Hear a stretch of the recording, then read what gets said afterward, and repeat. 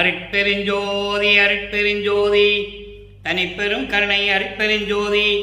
எல்லா உயிர்களும் இன்புற்று வாழ்க, வள்ளல் மலரடி வாழ்க வாழ்க, கொல்லா விரதம் குவளை எல்லாம் ஓங்குக, நல்லோ நினைத்த நலம் பெறுக, நன்றி நினைத்த எல்லோரும் வாழ்க இசைந்து. உலக மக்களே, அறிவார்ந்த அன்பர்களே, ஆண்மநேய ஒருமைப்பாடுடைய அன்பர்களே, வளப்பமான நம்ம கல்லிய திருவற்பாவில் 3ஆம் திருமுறையில் பதிகம் 14 திருக்கோல சிறப்பு என்ற பதிகத்தில் இருக்கின்ற பாடலுடைய விளக்கங்களை பார்த்து கொண்டிருக்கிறோம். திருக்கோல சிறப்பு மொத்தம் 10 பாடல்களை கொண்டது. ஒவ்வொரு பாடலிலும் வல்லற்பமானவர்கள் சமயங்களும் மதங்களும் மார்க்கங்களும் சூழ்ந்திருந்த காலகட்டங்களில் திருவொற்றியூரிலே தியாகராஜனை பார்க்க சென்றபோது இறைவன் எப்படிப்பட்டவர் என்பதையும் எப்படியெல்லாம் உருவகப்படுத்துகிறார் என்பதையும், அதன் பிறகு இறைவனுடைய பவனியை பார்த்து அவருடைய அழகை பார்த்து ரசித்தேன் என்பதையும் ஒவ்வொரு பாடலிலும் ஒவ்வொரு விதமாக நமக்கு அருளியிருக்கிறார்கள். அதை பார்த்து கொண்டிருக்கிறோம். இன்று 4வது பாடல். இதுவரை 3 பாடலுடைய விளக்கங்களை பார்த்திருக்கிறோம். இன்று 4வது பாடலுடைய விளக்கத்தை பார்க்க போகிறோம். இந்த பாடலுடைய விளக்கத்தை பார்ப்பதற்கு முன்னாலே ஒரு சிறிய முன்னுரை. இதுவரையிலும் 3ஆம் திருமுறையிலே நாம் பார்த்த பாடலுடைய விளக்கங்களுடைய ஒரு முன்னுரை. சமயங்களும் மதங்களும் மார்க்கங்களும் சூழ்ந்திருந்த காலகட்டங்களில் வல்லப்பமானவர்கள் ஒரு தாயின் வழியாக இந்த மண்ணுலைக்கை வருவிக்க உற்று 9 ஆண்டுகள் வரையிலும் தான் யார் என்ற தெரியாத நிலையில் இருந்து கொண்டிருந்தார்கள். அதன் பிறகு பிள்ளை பெருமானை அருட்பெருஞ்சோதி ஆண்டவர் ஆட்கொண்ட பிறகு இறைவனை பார்ப்பதற்காக திருவொற்றியூர் சென்று கொண்டிருக்கிறார். அப்போ பிள்ளை பெருமான் அவர்களுக்கு சுத்த சன்மார்க்கத்தை பற்றி எதுவும் தெரியாது. இறைவனால் வருவிக்க உற்றவன் என்ற நிலை மட்டும் அவருக்கு தெரிகிறது. மீதி எல்லா நிலைகளும் மறைப்பு நிலையில் இருந்து கொண்டிருக்கின்றன. அப்போ இந்த 3ஆம் திருமுறையிலே இந்த பதியத்தில் இருக்கிற பாடல்கள் எல்லாம் வல்லப்பமானவர்கள் வருவிக்க உற்று 24 ஆண்டுகளுக்குள் நடந்த உண்மைகளை, எப்படியெல்லாம் அவர் இறைவனை காண முடியாமல் துன்பப்பட்டார் என்பதையும் மன வருத்தப்பட்டார் என்பதையும் ஒவ்வொரு பாடல்களில் உள்ளதை உள்ளபடி நமக்கு அருளியிருக்கிறார்கள். அதை பார்த்து கொண்டிருக்கிறோம். இப்போ இந்த பாடலை பார்த்த பிறகு, சமரச சுத்த சன்மார்க்கத்தை பெற்ற பிறகு இறைவனுடைய நிலை என்ன என்பதையும், முதலிலே திருவொற்றியூரில் இருக்கின்ற இறைவன் என்று சொல்லுவார், பல ஊர்களிலே இருக்கின்ற இறைவன் என்றெல்லாம் சொல்லுவார். சைவ சமயத்தை சார்க்கும்போது இந்த பிரபஞ்சம் தோன்றிய காலத்திலிருந்தே சமயங்களும் மதங்களும் மார்க்கங்களை உருவாக்கியவர்கள் எல்லாம் அவர்கள் கருத்துக்கு ஏற்றபடி, சமயங்களுக்கு ஏற்றபடி, மதங்களுக்கு ஏற்றபடி, மார்க்கங்களுக்கு ஏற்றபடி உருவங்களை அமைத்து, ஆலயங்களை அமைத்து, வழிபாட்டு முறைகளை அமைத்து மக்களை வழிபட செய்து விட்டார்கள். இது நடந்த உண்மை என்பதை நமது பிள்ளை பெருமானவர்கள் திருவற்பாவிலே நமக்கு தெளிவாக அருளியிருக்கிறார்கள். இதை பார்த்த பிறகு 6ஆம் திருமுறையிலே சுத்த சன்மார்க்கத்தை பெற்ற பிறகு எப்படியெல்லாம் இயற்கை உண்மை கடவுளாகிய அருட்பெருஞ்சோதி ஆண்டவருடைய நிலையையும், எப்படியெல்லாம் அருளை பெற்றுக்கொண்டார் என்பதையும், எப்படி இறைவன் ஆனார் என்பதையும் நாம் பார்க்க போகிறோம்.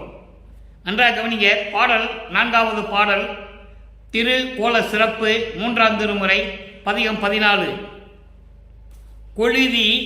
கொழுதி அழி தேன் உழுது உண்ணும் கொன்றை சடையார். நல்லா கவனிக்கணும்.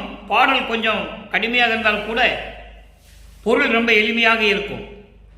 கொழுதி அழித்தேன் உழுது உண்ணும் கொன்றை சடையார், கூடல் உடை வழுதி மருகர் திரிவுற்றி வாணர் பவனி வர கண்டேன். பவனி வர கண்டேன். இறைவன் பவனி வரும்போது பார்க்கிறார்.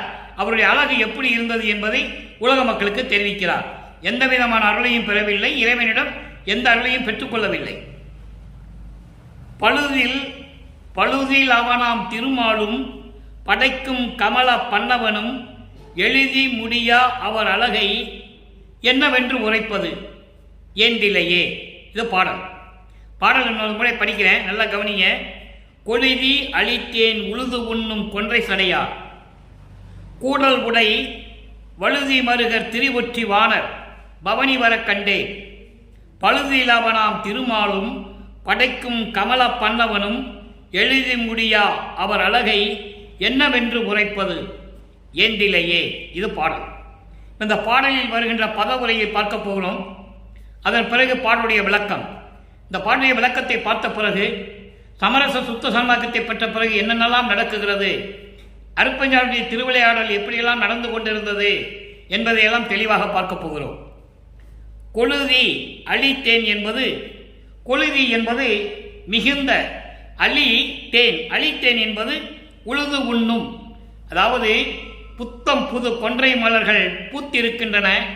அந்த மலர்களிலே இருக்கின்ற தேனை பருகுவதற்காக வண்டிக்கள் தேனீக்கள் மொய்த்து கொண்டிருக்கின்றன. அப்படிப்பட்ட புத்தும் புதும் கொன்றை மலரை சூடிய சடையில் சூடிய இறைவன், கொன்றை மலரை சடையில் சூடிய இறைவன் என்று சொல்லுகிறார். அந்த கொன்றை மலர் எப்படிப்பட்ட மலர் என்றால் மிகுந்த தேன் உடைய மலர்.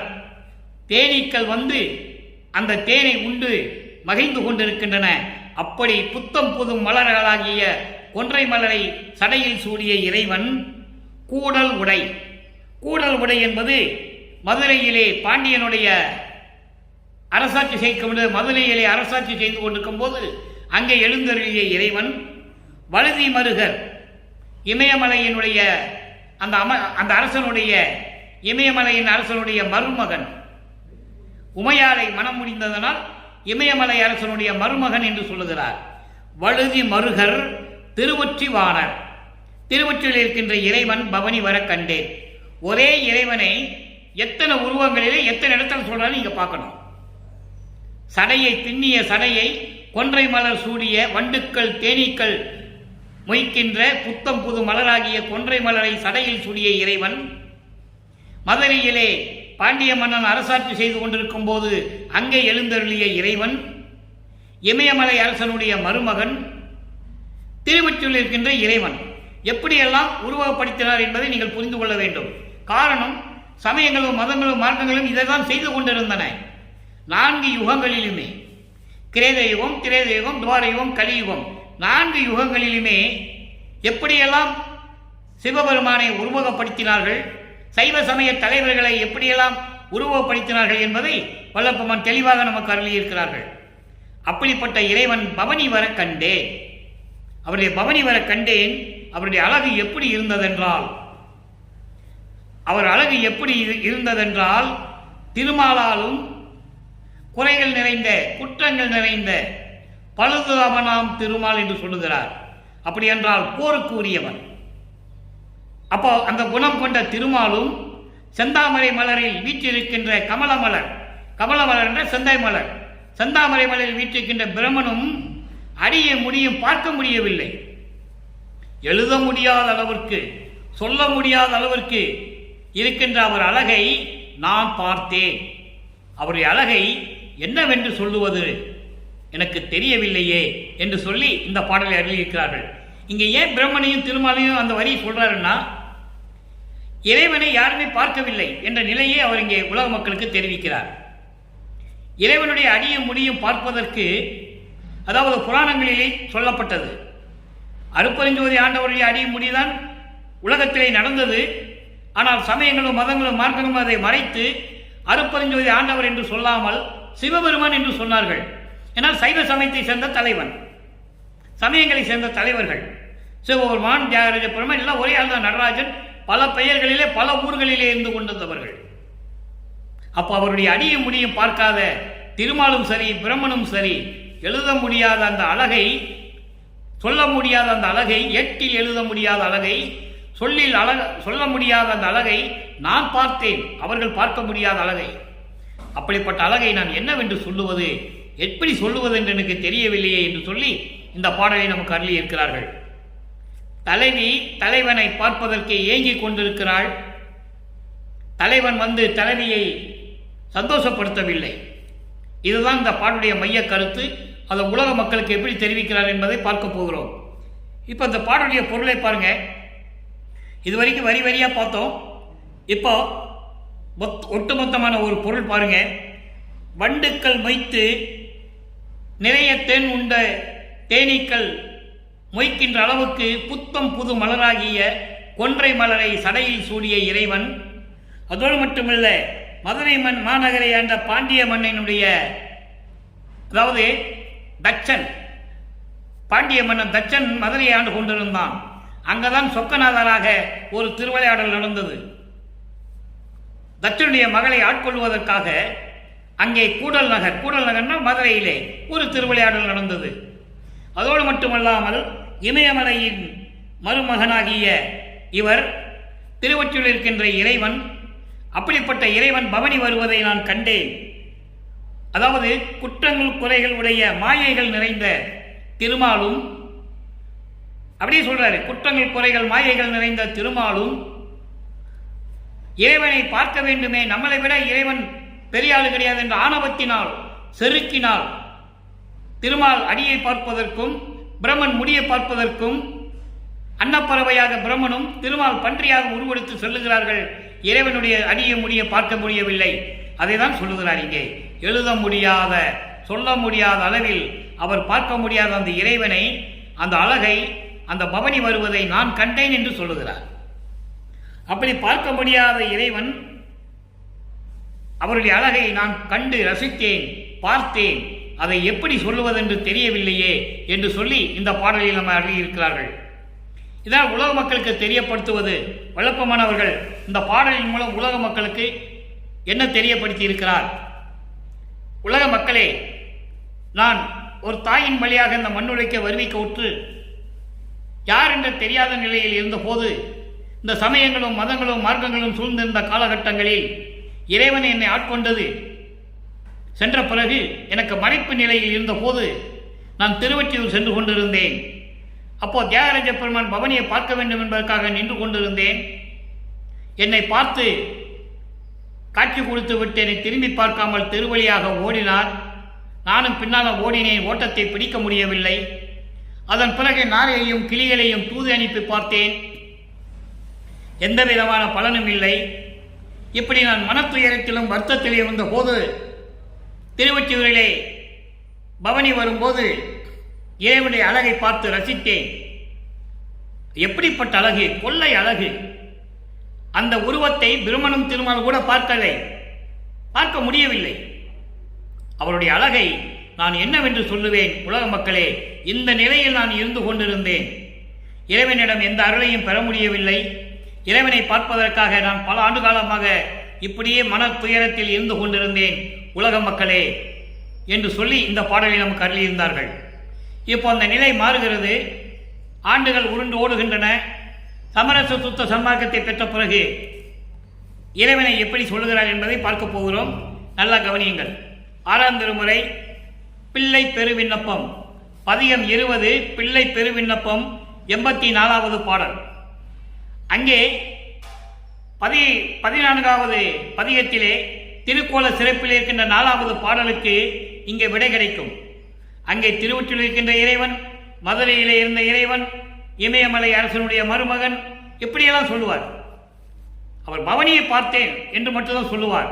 அந்த அழகு எப்படி இருந்தது என்று என்னால் சொல்ல முடியவில்லை என்று சொல்லி அந்த பாடலை அருளியிருக்கிறார்கள். அதுக்கு அந்த நிலைகளுக்கெல்லாம் இங்கே விடை கிடைக்கும். நல்லா கவனிங்க. சித்திகள்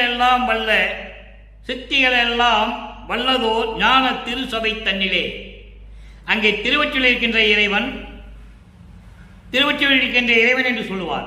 இங்க என்ன சொல்ற பாருங்க. சித்திகள் எல்லாம் வல்லதோர் ஞான திருசபை தன்னிலே. எல்லா அருள் வல்லமைகளையும் கொண்ட படலூரில் இருக்கின்ற சத்தியஞான சபையிலே விளங்கிக் கொண்டிருக்கின்ற இறைவன், சத்திகள் எல்லாம் சத்தர்கள் எல்லாம் தலைத்திட, விண்ணுலகத்திலே சத்தர்களும் சக்திகளும் தலைத்திட சிறப்போடு இருக்க தனி அருள் செங்கோல் சத்திய ஞானம் விளக்கியே நடத்தும் தனி முதல் தந்தையே. இறைவனை எப்படி சொல்றார் பாருங்க. தந்தை என்று சொல்லுகிறார். எப்படி? சத்திய ஞான சபையிலே அருளாட்சி செய்து கொண்டு, அதோடு மட்டுமில்லாமல் விண்ணுலகிலே சத்தர்களும் சக்திகளும் சிறப்போடு இருக்க வேண்டும் என்பதற்காக சத்தியஞான சபையிலே அருள் நடனம் செய்து கொண்டிருக்கின்ற தனி முதல் தந்தையே. தந்தையை எப்படி சொல்றார் பாருங்க. தனி முதல் தந்தை. தனி முதல் தந்தை என்பது ஆதியும் அந்தமெல்லாம் தோன்றிய முதல் கடவுள், ஒப்பற்ற நிலையில் இருக்கின்ற தந்தை, அருட்பெருஞ்சோதி ஆண்டவரே, தலைவா, சமரச சுத்த சன்மார்க்கத்தின் தலைவனே, பித்தியல் உடையேன் எனினும் நான் பித்து பிடித்தவன் என்றாலும் கூட, நான் பைத்தியக்காரன் என்று சொன்னாலும் கூட, உனக்கு பிள்ளை நாம், உனக்கு பிள்ளை நான் வாடுதல் அழகோ விண்ணப்பம் வைக்கிறார். காரணம், சமயங்களிலும் மதங்களிலும் மார்க்கங்களில் இருந்து துன்பப்பட்டு கொண்டிருந்த போது எப்படியெல்லாம் மனம் துயரப்பட்டு கொண்டிருந்திருப்பார்.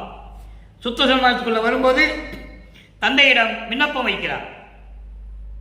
நான் உன் பிள்ளை அல்லவா, நீ எனக்கு தந்தை அல்லவா, விண்ணுலகத்தில் இருக்கின்ற சத்தர்களும் சக்திகளும் சிறப்பாக இருக்க வேண்டும் என்பதற்காகவே சத்தியஞான சபையில் இருந்து கொண்டு அருளடனம் செய்து கொண்டு அருளாட்சி செய்து கொண்டிருக்கின்ற இறைவன் அல்லவா, என் தந்தை அல்லவா, நான் உனக்கு பிள்ளை அல்லவா, நான் வாடுதல், நான் துன்பப்படுவது உனக்கு அழகா, இது தர்மமா, இது நீதியா என்று விண்ணப்பம் வைக்கிறார்.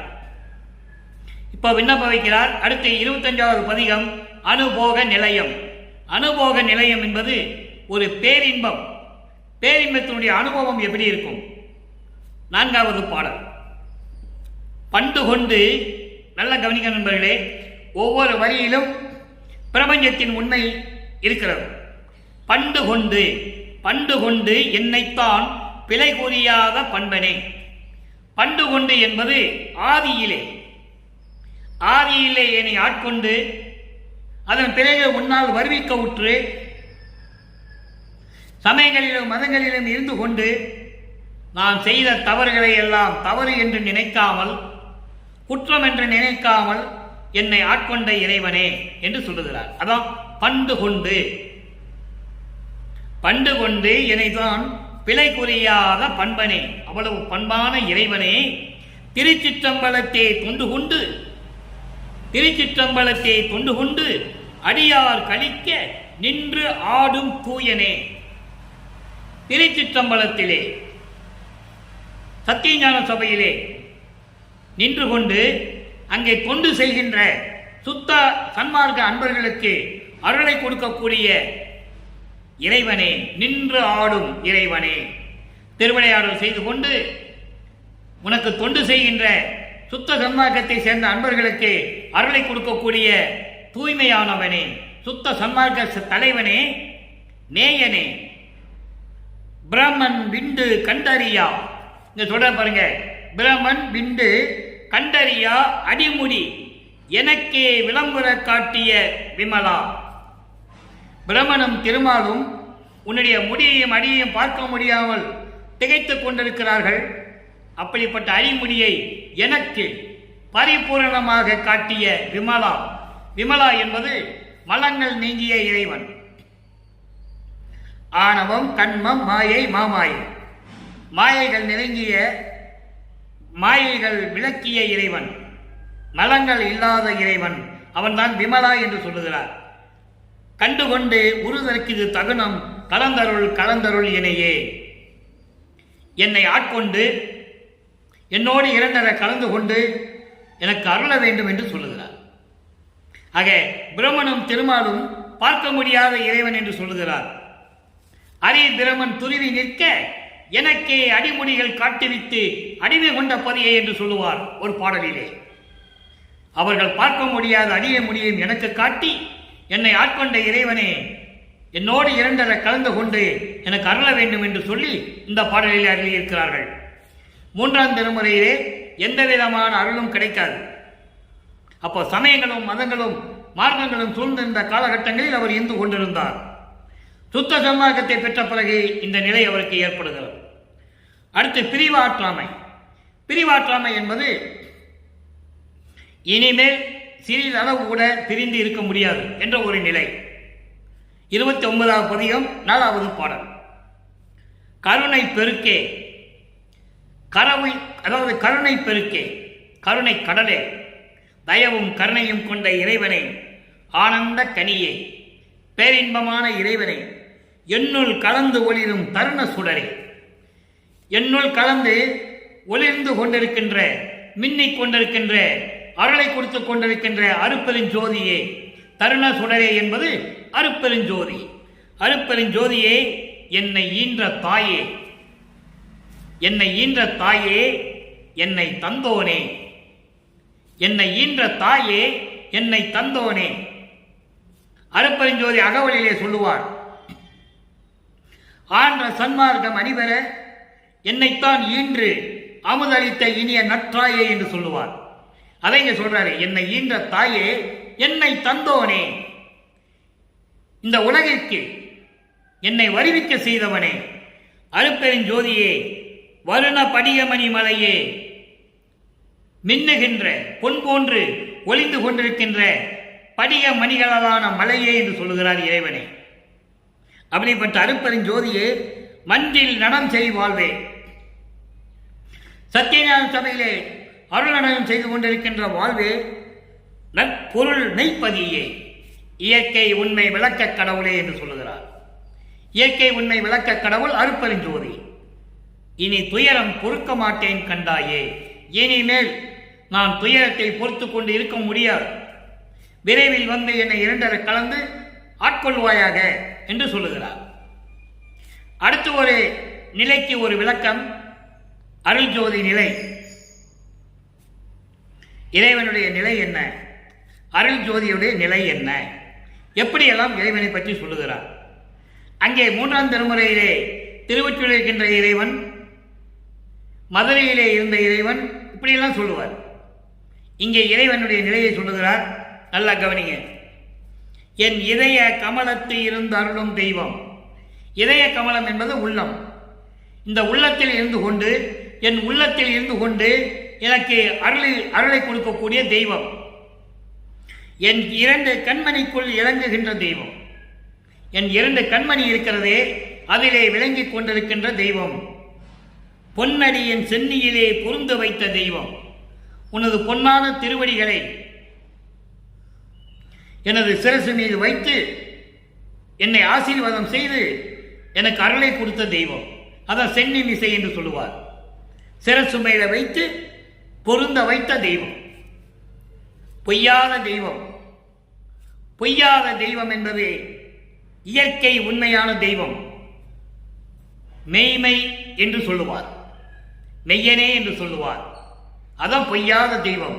பொய்யாத தெய்வம் என்பது இயற்கை உண்மை விளக்க கடவுளாகிய அருட்பெருஞ்சோதி. இடர் செய்யாத தெய்வம், துன்பங்களை கொடுக்கக்கூடாத தெய்வம். துன்பங்களை கொடுக்கக்கூடாத தெய்வம், கொடுக்காத தெய்வம் என்பது கருணையோடு விளங்கிக் கொண்டிருக்கின்ற தெய்வம். தயவும் கருணையும் கொண்ட தெய்வம், அந்நியம் இல்லாத தெய்வம். அந்நியம் இல்லாத தெய்வம் என்பது வேற்றாளுமாறு இல்லையோ, வேறுபாடு இல்லாமல், முரண்பாடுகள் இல்லாமல் ஒருமையோடு இருக்கின்ற தெய்வம். ஒரே தெய்வம் அருட்பெருஞ்சோதி. அதைதான் சொல்கிறார், அந்நியம் இல்லாத தெய்வம். வேறுபாடு இல்லாமல், முரண்பாடு இல்லாமல் இந்த பிரபஞ்சத்திற்கே ஒரே தெய்வம் அருட்பெருஞ்சோதி தெய்வம். அறிவான தெய்வம். இங்கே அறிவு என்பது மெஞ்ஞானம் கொண்ட அறிவு. மெஞ்ஞானம் கொண்ட அறிவு இருக்கின்றவன் தான் முக்காலத்தையும் உணர முடியும். ஏற்கனவே நான் விளக்கம் கொடுத்திருக்கிறேன். ஞானம் என்பது வேறு, மெஞ்ஞானம் என்பது வேறு. ஞானம் பெற்றவர்கள் தான் இந்த பிரபஞ்சத்தில் கோடான கோடி பேர் இருந்திருக்கிறார்கள். மெஞ்ஞானம் அடைந்தவர்கள் யாரும் இல்லை. அப்படி மெஞ்ஞானம் கொண்ட தெய்வம் அறிவுக்கு அறிவாம். அறிவுக்கு அறிவாம் என் அன்பான தெய்வம். செந்நிலையில் செம்பொருளாய் திகழ்கின்ற தெய்வம். செந்நிலை என்பது அருள் நிலையில், கடவுள் நிலையில், 16வது நிலையில், ஞானத்தில் ஞானம். சரியை கிரிய யோகம் 12 நிலைகளும் சமயங்களும் மதங்களும் மார்க்கங்களும் சூழ்ந்திருந்த நிலை. இது சென்னியிலே செம்பொருளாய் திகழ்கின்ற தெய்வம். கடவுள் நிலையில், மேல்நிலையில், சிவஞான நிலையில் செம்பொருளாய் அருட்பெருஞ்சோதியாய் திகழ்ந்து கொண்டிருக்கின்ற தெய்வம். சிற்றவையில் விளங்குகின்ற தெய்வம், அதே தெய்வம். இறைவனுடைய நிலையை எப்படி கூறுகிறார் என்பதை நீங்கள் கவனிக்க வேண்டும். சமயங்களும் மதங்களும் மார்க்கங்களும் இருந்த காலகட்டங்களில் திருவொற்றியூரில் இருக்கின்ற இறைவன், திருமுல்லை வாயில் இருக்கின்ற இறைவன், சிதம்பரத்திலே நடராஜனாக இருக்கின்ற இறைவன், மதுரையிலே சொக்கநாதன், மகாலிங்கம், பிச்சாண்டி, இப்படிதான் சொல்லிட்டு இருப்பார். சமரச சுத்த சன்மார்க்கத்தை பெற்ற பிறகு ஒரே தெய்வம், அதான் தெய்வம், அதே தெய்வம். சிற்றவையில் விளங்குகின்ற தெய்வம், அதே தெய்வம். அருட்பெருஞ்சோதி கடவுள் என்று சொல்லுகிறார். அடுத்து ஒரு நிலை பாருங்க. அனுபவ மாலை 94வது பாடல். இப்போ எல்லாமே முடிஞ்சது. சுத்த சமூகத்தை வாங்கியாச்சு, இறைவன் யாருன்னு சொல்லியாச்சு, எல்லா அருளையும் வாங்கியாச்சு இறைவனிடமிருந்து. இப்போ அதனுடைய அனுபவங்கள். தலைவி தலைவனோடு எப்படி இருந்தார், என்பதை தோழியிடம் சொல்லுவது போல இந்த பாடலை நமக்கு அருளியிருக்கிறார்கள். எப்படியெல்லாம் இறைவன் நிலையில் இருக்கிறார்.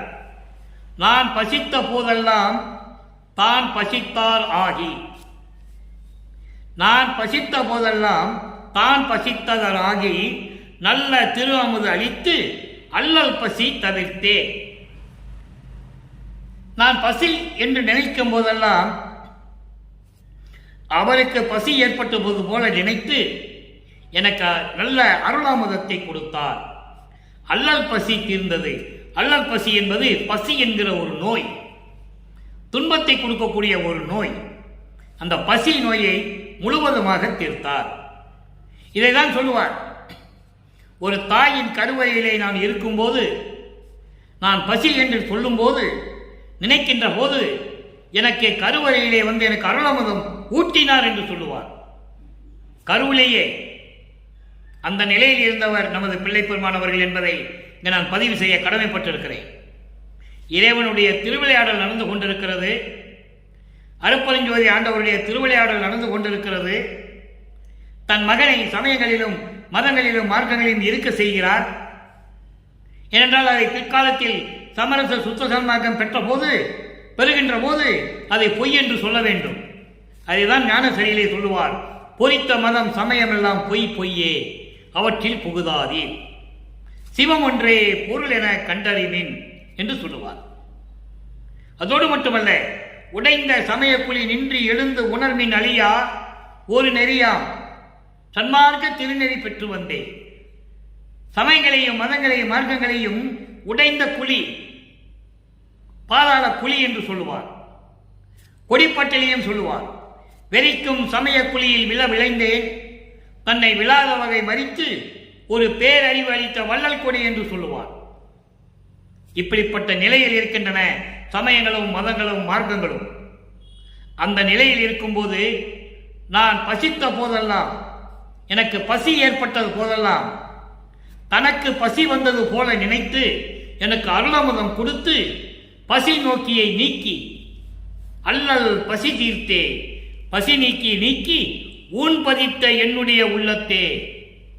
ஊன் பதித்த நாம் எலும்புகளாலும் மாமிசங்களாலும் நரம்புகளாலும் சூழப்பட்ட இந்த உடம்பில் இருக்கின்ற உள்ளத்திலே தம்முடைய உபயபதம், உபயபதம் என்பது 2 திருவடிகள், இணை திருவடிகள் என்று சொல்லுவார்.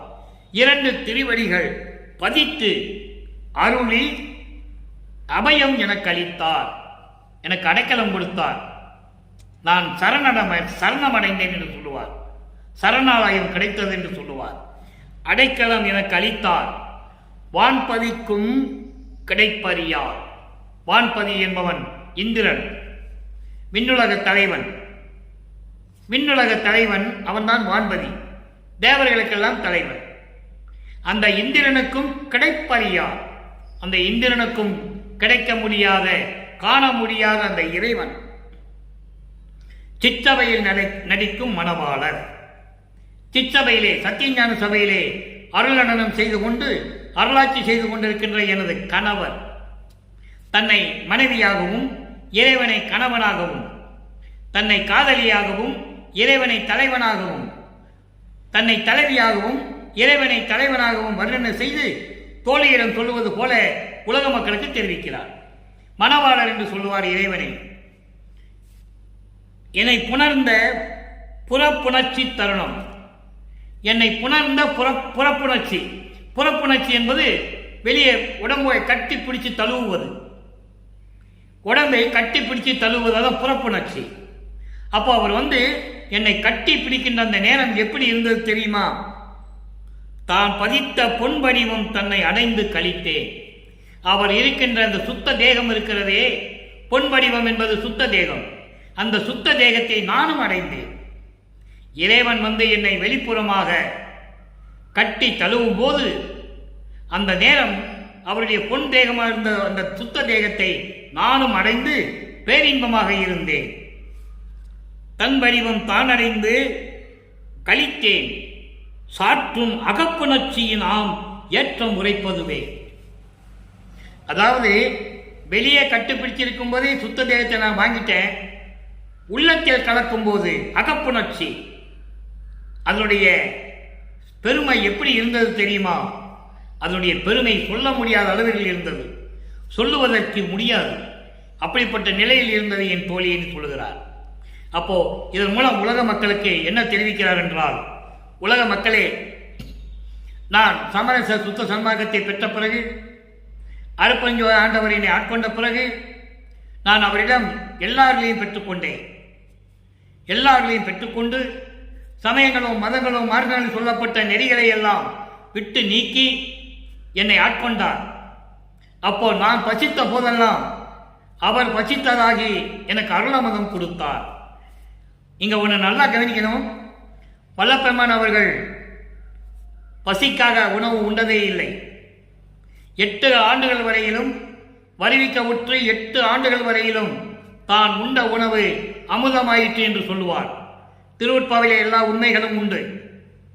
ஏனென்றால் இறைவனுக்கு பசி இருக்காது, உறக்கம் இருக்காது, மலஞ்சலம் கழிக்க தேவையில்லை. இந்த நிலையில் இருந்தால்தான் இறைவன் என்ற நிலையை அடைய முடியும். அதைதான் வல்லபெருமானவர்கள் திருவொற்பாவிலே நமக்கு அருளியிருக்கிறார்கள். நான் பசித்த போதெல்லாம் அவர் பசித்ததாகி எனக்கு அருளமதம் கொடுத்தார். அதோடு மட்டுமல்ல, அல்லல் பசி தவிர்த்தே. அல்லல் பசி என்பது துன்பத்தை தரக்கூடிய அந்த பசி என்கின்ற ஒரு நோய். அந்த நோயை எனக்கு நீக்கினார். அதோடு மட்டுமல்ல, இந்த எலும்புகளாலும் சதைகளாலும் சூழப்பட்ட இந்த உடம்பினுடைய உள்ளத்திலே அவருடைய திருவடிகளை எனக்கு பதித்து அருளி, இது உலக மக்களுக்கு சொல்ற, அருளி அபயம் எனக்கு அளித்தார், அடைக்கலம் கொடுத்தார். அடைக்கலம் கொடுத்தார் என்பது என்னை ஆட்கொண்டார். அதன் பிறகு இந்திரனுக்கும் காண முடியாத அந்த இறைவன் சிச்சபையிலே நடிக்கும் எனது மணவாளர், எனது இறைவன் கணவர் என்று சொல்லுகிறார். தன்னை காதலியாக சொன்னதனால் இறைவனை கணவர் என்று சொல்லுகிறார், வேற ஒன்றுமில்லை. அதோடு மட்டுமல்ல, அந்த என்னை கட்டி தழுவும் போது அவருடைய சுத்த தேகத்தை நானும் அடைந்து கொண்டேன். என் தேகமும் சுத்த தேகமானது. போகா புனல், வேகாக்கால், சாகாத்தலை. போகா புனல் என்பது சுத்த தேகம், வேகாக்கால் என்பது புரண தேகம், சாகாத்தலை என்பது ஞான தேகம். சுத்த தேகம் என்பது உருவம் தோன்றும், ஆனால் நிழல்படாது. புரண தேகம் உருவம் தோன்றும், பிடிபடாது. ஞான தேகம் உருவமாக இருக்கும், அருவமாக இருக்கும். இந்த நிலையில தான் சொல்லுகிறார். அப்போ இறைவனுடைய 3 தேகத்தையும் நான் பெற்றுக்கொண்டேன் என்று சொல்லுவார். அதை திருவந்தியாரிலே தெளிவாக சொல்வார் வல்லபெருமானவர்கள். முத்தியை பெற்றேன், அம்முத்தியினால் ஞான சித்தியை உற்றேன் என்று உந்திப்பற, சித்தன் ஆனேன் என்று உந்திப்பற. முத்தி என்பது ஒரு நிலைதான். அதுக்கு பிறகு ஒரு நிலை இருக்கிறது. சித்தி என்பது நிலை சேர்ந்த அனுபவம், நிலை சேர்ந்த அனுபவம், இறைவனை சேரக்கூடிய அந்த நிலை அனுபவம், அதான் சித்தி. ஞான சித்தியை பெற்றவர்கள் இந்த பிரபஞ்சத்திலே வல்லபெருமான் ஒருவர் தான். மீதியெல்லாம் கர்ம சித்தி, யோக சித்தி. கர்ம சித்தியை பெற்றிருக்கிறார்கள், யோக சித்தியை பெற்றிருக்கிறார்கள். அங்கதான் இங்கே சொல்லுகிறார், அதாவது புறத்திலே என்னை இறைவன் தழுவும் போது அவருடைய சுத்த தேகத்தை நானும் பெற்றுக்கொண்டேன், சுத்த தேகத்தை நானும் அடைந்து விட்டேன். இதே இப்படி என்றால் என் உள்ளத்திலே இறைவன் கலந்த போது அதனுடைய சுகம், பேரின்பம் எப்படி இருந்திருக்கும் என்பதை சொல்லுவதற்கில்லை என்று சொல்லி உலக மக்களுக்கு தெரிவிக்கிறார். அதன் பிறகு இறுதியாக ஒரே ஒரு விளக்கம் நண்பர்களே. ஆடிய பாதம் என்ற பதிகத்திலே 125வது பதிகத்திலே 4வது பாடல். பாடல் எளிமையான பாடல்தான். விளக்கம் பிரபஞ்சத்தின் விளக்கம், சுத்த சன்மார்க்க விளக்கம். நல்லவர் எல்லாம் நயக்கின்ற பாதம். பாதம் என்பது திருவடி, இறைவனுடைய திருவடியை குறிப்பிடுகிறார். நல்லவர் எல்லாம் நயக்கின்ற பாதம். நல்லவர்கள் யார்? நல்லவர்கள் புலை கொலையை தவிர்த்தவர்கள், ஜீவகானிய ஒழுக்கத்தில் இருக்கின்றவர்கள், உயிர்களின் மேல் தயவும் கருணையும் கொண்டவர்கள்.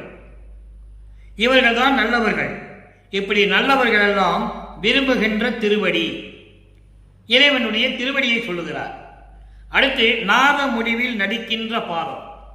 நாத முடிவில் என்பது பரநாத நிலை, பரநாத நிலையிலே இருக்கின்ற இறைவன். அடுத்து வல்லவர் சொல் எல்லாம் வல்ல பொற்பாதம். வல்லவர் என்பது அருளாளர்கள்.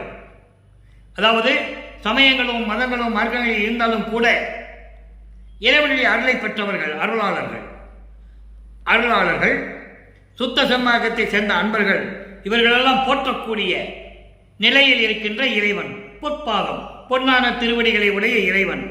மந்திர யந்திர தந்திர பாதம்.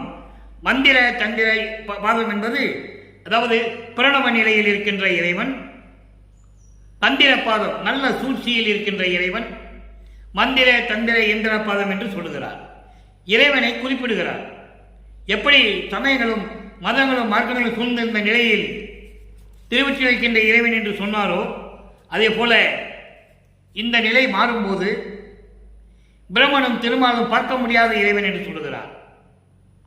அது ஒரு பாடலில் சொல்லுவார். விதியும் மாலும் முன் வேறு ஒரு எடுத்து மேலும் கீழுமாய் விரும்புற நின்றார். விதியும் மாலும் என்பது விதி என்பவன் படைக்கும் தொழிலை செய்யக்கூடிய பிரம்மன். மால் என்பவன் திருமால். இந்த பிரம்மனும் திருமாலும் ஒரு காலத்தில் வேறு உருவெடுத்து, அதாவது பிரம்மன் அன்னப்பறவையாகவும் திருமால் பன்றியாகவும் உருவெடுத்து விரும்புற நின்றனர் மேலும் கீழுமாய். முடியை பார்ப்பதற்காக பிரம்மனும் அடியை பார்ப்பதற்காக திருமாலும் பல ஆண்டுகளாக நின்று கூட அவர்களால் அடியை முடியை பார்க்கவில்லை என்பதை தெளிவாக குறிப்பிட்டிருக்கிறார்கள். எனவே இப்படியெல்லாம் பார்க்க முடியாத இறைவன் என்னை ஆட்கொண்டு சுத்த சன்மார்க்கத்தை கொடுத்து அதை உலக மக்களை சுத்த சன்மார்க்கத்தில் சேர்த்து எல்லா உயிர்களும் இன்புற்று வாழ வேண்டும் என்பதற்காகவே என்னை வருவிக்க செய்தார் என்பதை திருவிற்பாவிலே நமது இறைவன் வல்லப்பமானவர்கள் தெளிவாக அருளியிருக்கிறார்கள். இந்த விளக்கத்தை நாம் பார்த்துவிட்டோம். எனவே அன்பர்களே, நீங்களும் சமயங்களும் மதங்களும் மார்க்கங்களும் இல்லாத ஒரு தனி மார்க்கமான சுத்த சன்மார்க்கத்தில் இணைந்து கொலையும் கொலையும் தவிர்த்து உயிரின் மேல் இரக்கம் கொண்டு ஜீவகான ஒழுக்கத்தை மேற்கொண்டு அருப்பெருஞ்சோதி தனிப்பெருங்கனை அருப்பெருஞ்சோதி என்ற மகாமந்திரத்தை உச்சரித்து மண் அகல் விளக்கிலே தீபமேற்றி தெய்வத்து முன்னால் அமர்ந்து கொண்டு ஞான சரியை படித்து சுத்த சன்மார்க்க நெறிகளை கடைபிடித்து இறைவனுடைய அருளையும் செல்வங்களையெல்லாம் பெற்று இந்த வையகத்திலே நீங்கள் நீடூழி வாழ வேண்டும், நோயற்ற வாழ்வில் வாழ வேண்டும் என்று இறைவனுடைய தயவோடையும் கருணையோடையும் கூறிக்கொண்டு இந்த வள்ளலார் ஊழியன் விடைபெறுகிறேன். மீண்டும் நாளை சந்திப்போம். நன்றி, வணக்கம். அருட்பெருஞ்சோதி தனிப்பெரும் கருணை அருட்பெருஞ்சோதி.